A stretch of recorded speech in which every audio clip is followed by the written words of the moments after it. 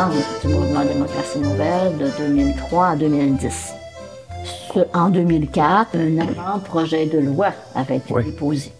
Par quel parti? Parti libéral. Parti libéral lui-même. Oui. Ouais. Il n'était évidemment pas satisfaisant, j'imagine. Non, de ce modèle-là se nommait comme un mode de scrutin mixte, sauf que, je n'irai pas dans tous les détails, mais un des éléments vraiment très caricatural, disons, c'était un modèle mixte dans lequel nous n'avions accès qu'à un seul bulletin de vote, ce qui est l'antithèse d'un système mixte qui doit nous permettre de choisir une personne et un parti. Alors que là, le même bulletin servait à tout, ce qui nuisait au résultat total. La conséquence, c'était que ce n'était pas un mode de scrutin qui aurait amené une vraie proportionnalité. Ça aurait été une apparence de changement qui aurait empêché, après, de véritable correction. Donc, critique très, très, très, très forte. Le projet n'a pas été mené à terme par ce gouvernement-là à cause de pression à l'intérieur de leur propre caucus. Une fois que le gouvernement a retraité, à ce moment-là, il a demandé donc au directeur général des élections de faire une étude qui a confirmé toutes les analyses et toutes les critiques qui avaient été formulées par le MDN et par tout le monde. Et le directeur général des élections, lui, a produit un rapport qui montrait quels étaient les éléments techniques nécessaires pour rendre un mode de scrutin efficace. Donc, recette pour en faire un. Et ce que ça nous a... Et à cette époque-là, au MDN, on est allé plus loin dans nos analyses en allant jusqu'à proposer un modèle en particulier. Parce qu'auparavant, c'était plutôt des principes qui nous guidaient, des principes d'analyse du système actuel et des principes d'analyse du résultat qu'on souhaitait faire un modèle de remplacement. Mais on est allé plus en détail pour illustrer à quoi ça ressemblerait, parce que c'était nécessaire dans la population d'aller vers quelque chose de plus concret. Et là, on a commencé à parler pas seulement du changement du mode de scrutin, mais d'un modèle en particulier. Et c'est pour cette raison-là aussi que présentement, on a progressivement entendu surtout parler du mode de scrutin proportionnel mixte compensatoire, parce que c'est celui qui a été le plus développé, qui est le plus présenté comme exemple, et qui est aussi est une manière de tenir compte de la situation dans laquelle on est, où il y a des circonscriptions, mais de combiner ça avec obtenir un résultat proportionnel, ça se fait par un modèle mixte proportionnel compensatoire. Donc, là, ça prend plus qu'un bulletin de vote, là.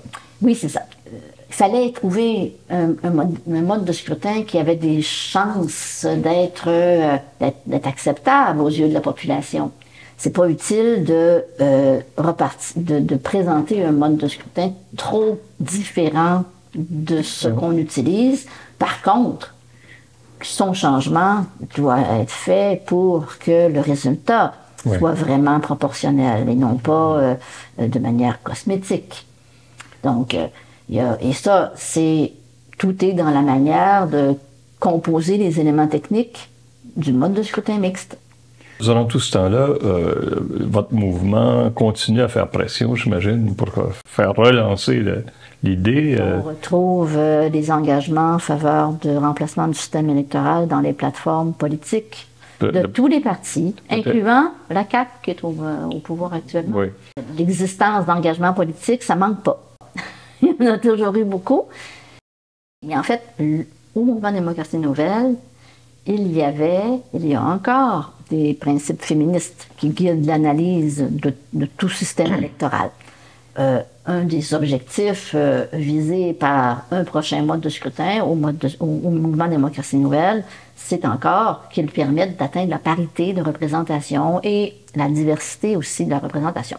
Donc, le MDN apportait des valeurs féministes et je n'y serais pas allée si ça n'avait pas été le cas. Le collectif Féminisme et Démocratie s'est créé par des membres du MDN qui voulaient pousser plus loin les analyses féministes poussé plus loin au niveau des possibilités de mesures qui allaient s'ajouter au mode de scrutin pour produire un résultat proportionnel, oui, mais aussi atteindre l'équité. Donc, le collectif était plus spécialisé, mais les valeurs, les objectifs... Il y a une convergence. Une convergence, tout à fait, une parenté d'esprit très, très grande. Et le collectif, ça a été une bonne manière de faire nos classes. On sait que les modes de scrutin proportionnels sont plus favorables à l'élection des femmes. Oui, mais pourquoi? Alors là, des recherches, des analyses, des bases de données avec des statistiques pour retrouver l'histoire des choses. Eh bien là, je m'en suis donné à cœur joie. À première vue, c'est pas évident toujours. En quoi le mode de scrutin proportionnel favoriserait une plus grande équité pour les femmes? Premièrement, un mode de scrutin, c'est un élément à l'intérieur d'un système électoral. Le système électoral, c'est pas seulement le jour du vote. C'est tout ce qui entoure le processus de représentation. Les pays qui utilisent dans leur système électoral des modes de scrutin proportionnels utilisent généralement des listes de candidatures. Mais ces listes-là peuvent être accompagnées de règles. Par exemple, l'alternance homme-femme. C'est quand même pas évident à installer dans le système actuel. Alors que dans un système proportionnel qui fonctionne avec des listes, il y a toutes sortes de manières de nommer l'alternance. Dans certains pays, ils appellent ça le zipper. Un homme, une femme, un homme, une femme. Ça peut être un bloc, 3 hommes, 3 femmes. Toutes sortes de variantes sont possibles. Mais l'important là-dedans, c'est que ce soit des règles, pas seulement des intentions. Présentement, tout ce qu'on a, c'est des intentions de partis qui disent « OK, on va présenter plus de femmes qu'à l'élection précédente, puis on se croise les doigts pour espérer qu'elles se feront élire. Alors que lorsque c'est par des listes de candidatures, eh bien non seulement ça a des résultats, mais on peut, lorsqu'on vote, voir aussi qu'un parti a fait ou pas les efforts souhaités. Et pour s'assurer de résultats, il faut que ces règles-là soient accompagnées de conséquences. Alors, dans la loi électorale, il y a toutes sortes de règles de dépôt de documents à telle date pour être recevable, toutes sortes de considérations. Donc, les moyens sont plus faciles à insérer dans la mécanique d'un mode de scrutin proportionnel à cause des listes. On peut regarder les résultats électoraux. Ce qui est utile quand on analyse des modes de scrutin, c'est ce qu'on appelle l'indice de distorsion. C'est un calcul compliqué avec une racine carrée. Une petite formule, et ça se calcule, mais ça donne une note de distorsion à une élection. Plutôt que de juste regarder, est-ce qu'un parti qui devait avoir 10% des sièges parce qu'il y a eu 10% des votes, il l'a eu ou il ne l'a pas eu, plutôt que de regarder ça de manière partisane, un parti à la fois, ça donne une note démocratique à l'ensemble de l'élection. Donc, ça s'appelle l'indice de distorsion. Ça a été créé par Michael Gallagher, un professeur de Dublin. Plus l'indice de distorsion est élevé, pire sont les distorsions. Alors, au Québec, on a des 20, des 25 d'indices de distorsion comparativement à des élections qui se tiennent dans des pays qui ont des modes... Quand on a 90 sièges avec une proportion très inférieure du vote, c'est une grande distorsion. Oui, la distorsion est très, très visible. Est visible comme elle a été visible dans plusieurs élections. Si ma mémoire est bonne, depuis 1867, il y a eu une dizaine d'élections qui a eu un indice de distorsion aussi élevé que celui de la dernière élection. Alors, elle était particulièrement, mais malheureusement pas la seule à être aussi épouvantable. C'est ça qui est pire. C'est une élection avec un résultat démocratique épouvantable, mais on en a vécu plusieurs du même modèle. Et ça s'additionne. Présentement, on vote et on sait que si on est les seuls ou presque dans notre circonscription à voter le parti de notre choix, on sait que la personne n'aura pas le siège. Donc, on sait que notre vote est perdu chez nous, puis la voisine a vu la même affaire dans sa circonscription. Donc, ça peut changer les votes, ça s'appelle le vote stratégique. ou ça peut aussi empêcher quelqu'un d'aller voter. Alors, ça change les résultats, ça. Présentement, on nous pose une seule question. Quelle personne vous choisissez pour votre circonscription? Et son parti vient avec. C'est ça. On vote en fonction de ce qu'on connaît de cette personne-là. Des fois, c'est que son parti, des fois, c'est la personne. Mais ça paraît pas dans notre crochet, ça. Quelle était la grosseur de la portion d'analyse politique versus personnelle. Et dans un système proportionnel mixte compensatoire, on nous pose deux questions. Quelle personne voulez-vous voir pour représenter votre circonscription, parce qu'elle existe, il y en aurait encore. Et d'autre part, quel est votre parti préféré? C'est peut-être le même que la même. Mais ça peut être différent. Ça peut être un différent. Et le vote qui désigne le parti de mon choix va servir comme information pour atteindre la proportionnalité. Donc, si un parti obtient 10% des votes, mais seulement 5% des sièges, pour toutes sortes de considérations géographiques et politiques, eh bien, le système va corriger, d'où son nom compensatoire, va corriger en amenant chaque parti à occuper le nombre de sièges équivalent au pourcentage du résultat du deuxième vote, qui lui donne l'objectif à atteindre. Et c'est pour ça que quand un mode de scrutin proportionnel mixte compensatoire est bien constitué, l'objectif, le résultat est proportionnel.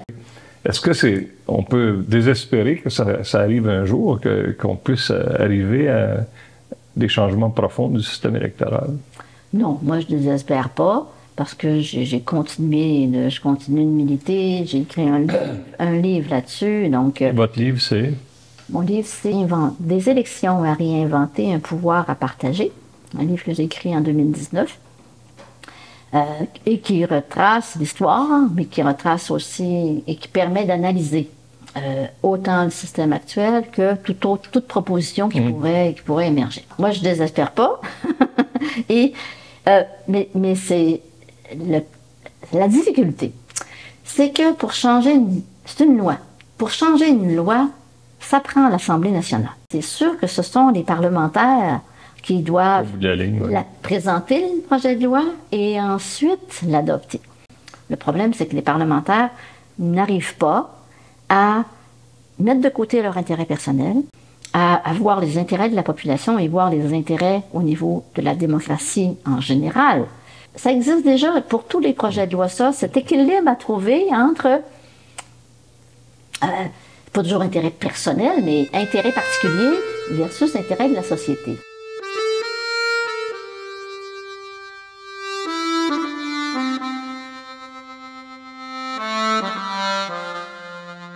Pendant toute cette période-là, est-ce que, vous connaissiez déjà les groupes communautaires à cause de vos contrats et tout ça, est-ce que vous en approchez davantage pour expliquer ce qui va vous mener ensuite à la table? La table des regroupements provinciaux d'organismes communautaires et bénévoles. Et bénévoles, oui, c'est ça. Et le sigle, c'est? TRPOCB. Dans le milieu, on l'appelle la table. Dans mon travail à la table, ce qui est aussi important, c'est pas seulement de travailler entre nous, les groupes en santé et services sociaux, c'est aussi de s'allier. Les alliances avec des coalitions comme la coalition Main Rouge qui s'oppose à la privatisation des services publics, la coalition Solidarité Santé qui travaille particulièrement l'aspect santé, donc s'opposer à la privatisation du système de santé, réclamer une assurance médicaments 100% publique. On est aussi membre de la Ligue des droits et libertés, on est membre du Réseau québécois de l'action communautaire autonome, donc ça c'est dans le milieu de l'action communautaire, mais ça nous amène à avoir des visées de transformation sociale plus larges que ce qu'on peut peut-être imaginer quand on dit « Ah, le communautaire, c'est spécifique », alors qu'on intervient à l'intérieur de ces coalitions-là et en alliance avec les coalitions, mais aussi en parallèle, ou en tout cas, on continue en compagnonnage avec les coalitions.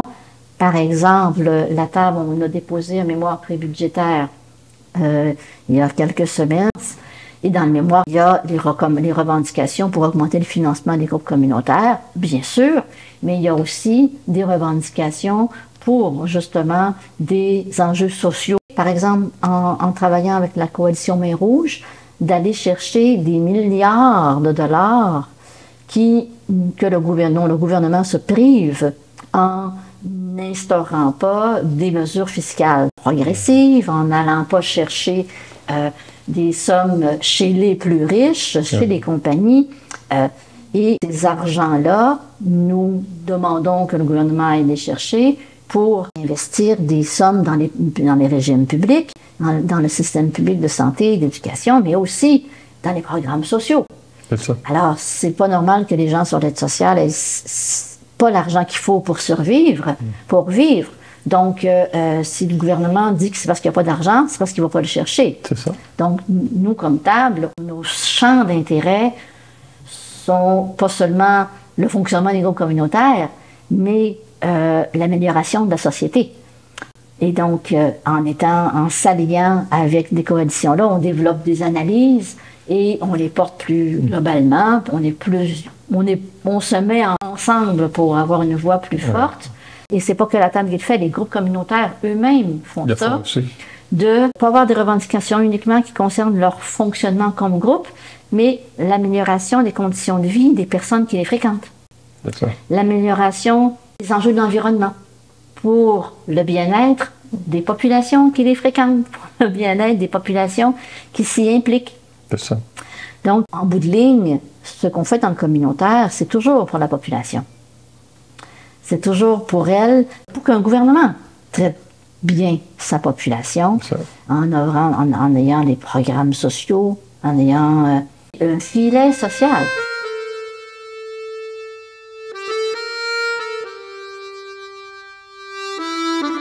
Les gens ne voient pas ça. Souvent, on voit les groupes communautaires uniquement lorsqu'ils sont en demande d'argent pour leurs subventions, alors que les groupes communautaires vont s'impliquer dans leur quartier, dans leur table pour l'élimination de la pauvreté, vont s'impliquer la semaine suivante dans une table régionale qui, elle, va aborder un autre enjeu. Ils vont être interpellés par toutes sortes d'autres organisations communautaires, syndicales, bien aussi. Ils vont accepter d'embarquer dans des mobilisations qui sont beaucoup plus larges que ce qu'on peut imaginer quand on dit une maison de jeunes, ben c'est pour les jeunes. Ben, elle ne fait pas que ça, la maison de jeunes. C'est ça. On est souvent fiers de notre système public supposément très, très performant. Il y a une grosse partie du fait du bien-être général de la population qui est due à l'action des groupes communautaires. Non seulement les groupes communautaires sont utiles pour la population, mais ce sont des groupes qui sont créés par, pour et avec. On utilise souvent ces trois termes-là. Ils sont constitués par des personnes à qui ils viennent en aide, qu'ils soutiennent. Donc, c'est pas seulement des lieux où aller chercher quelque chose, c'est des lieux de participation citoyenne. Il y a une démocratie interne. Et être membre d'un groupe communautaire, participer aux décisions à y prendre, c'est un geste démocratique. Et c'est ça aussi, faire partie d'une démocratie, c'est d'avoir des lieux où on peut exprimer le droit d'association. Les personnes en sont membres, les personnes qui ne sont pas des clientes, ce sont des membres. Les membres d'un centre de femmes, ce ne sont pas des clientes, ce sont des personnes qui vont participer à l'Assemblée générale, qui vont participer aux décisions, qui vont accéder aux activités, qui vont participer à la vie interne du groupe. Alors, les groupes communautaires appartiennent aux communautés. Et ça, on le dit sous tous les tons au gouvernement. Mais dès qu'on sent que l'autonomie des groupes communautaires est remise en question, menacée ou mal comprise, on ramène toujours que les groupes appartiennent aux communautés et pas à l'État. Et c'est pas parce que les groupes reçoivent des subventions de l'État qu'ils appartiennent à l'État. Lorsque une communauté décide qu'elle n'en a plus besoin de la maison de jeunes, ben ce sera parce que eux autres leur ont décidé, pas un programme de financement, pas le député du coin qui trouve qu'il y en a trop. Moi, je travaille dans le secteur on dit de la santé et des services sociaux. Là, dans le mouvement québécois, on dit qu'il y a environ 4000, 4500 groupes d'action communautaire autonome, dont environ 3000, donc pratiquement le 3/4, sont du domaine de la santé et des services sociaux. Et notre manière à nous de voir ça, le domaine de la santé et des services sociaux, ben, c'est une manière globale de voir les personnes devant nous, de voir la santé, pas comme une maladie à soigner, mais comme des lieux pour briser l'isolement, des lieux pour avoir, oui, du soutien urgent, immédiat, que ce soit alimentaire ou d'hébergement, mais aussi des lieux pour jouer son rôle dans la société en étant partie prenante d'une organisation. Lorsque les organisations les invitent à participer à une manifestation, à une action politique, c'est des lieux de rassemblement pour agir en société, pour agir dans une vision de transformation sociale. Les groupes communautaires existent parce qu'il y a des problèmes dans la société. Il existe pour que des personnes qui ont des besoins se donnent des contextes qui vont les nourrir émotivement, qui va les aider à vivre avec les conditions dans lesquelles elles vivent. C'est sûr que les groupes communautaires ne peuvent pas mettre fin à la pauvreté. Hein? Ils ne peuvent pas donner de l'argent aux personnes qui n'en ont pas assez. C'est pas ça l'objectif. Mais les groupes communautaires offrent toutes sortes de soutien. Et quand on dit des groupes en santé et services sociaux, ça peut être bien sûr lié à des thématiques, entre guillemets, des problématiques qu'on associe plus à la santé, mais c'est dans le fond les déterminants sociaux de la santé qui nous guident, la vision globale du bien-être. Les groupes communautaires font différemment. Un bon exemple, c'est l'hébergement pour les femmes victimes de violences conjugales. OK, c'est de l'hébergement. On pourrait dire qu'en cas de violence, il devrait exister des ressources d'hébergement appartenant au système public où elles pourraient se réfugier. Mais la vision féministe, on ne peut pas demander à l'État de l'apporter, alors qu'elle est au cœur de toute intervention dès qu'on ouvre la porte d'une maison d'hébergement, d'une ressource d'hébergement pour femmes victimes de violences, qui est une ressource communautaire. Donc, la manière d'être hébergé n'est pas la même.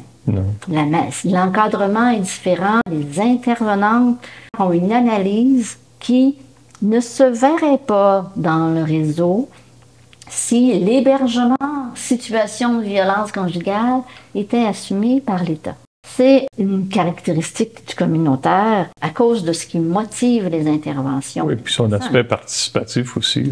Tout à fait. Oui, la démocratie à l'intérieur d'un seul groupe, on ne la voit pas dans le réseau.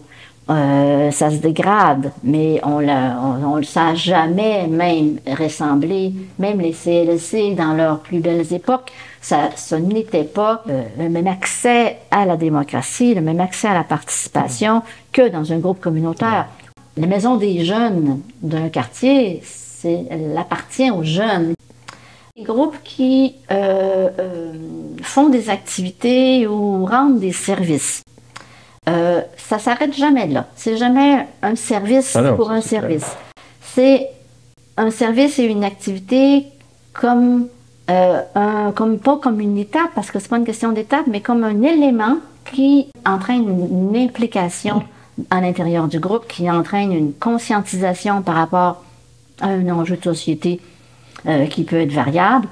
La différence entre les groupes communautaires et tout réseau public, même s'il était parfait, c'est les visites de transformation sociale. Lorsque des personnes handicapées se réunissent dans une organisation pour défendre leurs droits, on pourrait trouver que les services dont elles ont besoin doivent être assumés par l'État. Sauf que c'est pas l'État qui va réclamer des lois pour mettre fin aux discriminations.